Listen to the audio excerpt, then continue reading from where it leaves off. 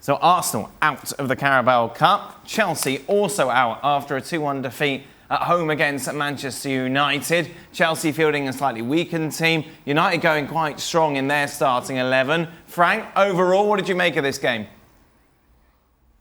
It was an interesting game. I would say, like Steve, when I saw the two team sheets at the beginning of the game, I say, it's okay, it's the reserve team. But it was very interesting because Manchester United had a very professional performance where they were very tuned in, sticking to the Solskjaer tactic, meaning you defend well, but you would defend trying to go forward with a good pressure on the Chelsea side. So everything was almost perfect for Manchester United.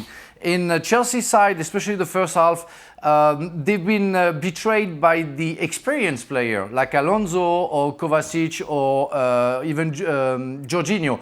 And even Batshuayi at front wasn't good enough. Second half, they paced up a little bit, Chelsea, and they started to make put Manchester in danger. But the free kick, the fantastic free kick for Rashford, killed their hopes. And I think overall, I would say that Manchester, because of the way they tactically played and technically also played, they deserve to go through. United turn a corner a bit at the moment. Yeah, a little bit.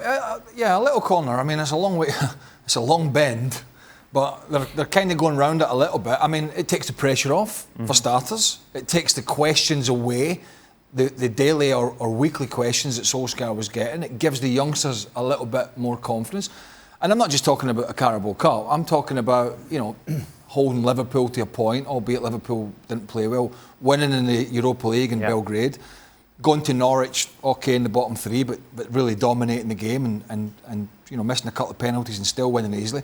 And then going to Stamford Bridge and playing a strongish team, although there was a couple of youngsters, but a strongish team, and getting a result, I think, was the right thing to do for them. But ultimately, I still think they're not going to be able to string a big run of games together against the big boys in the Premier League.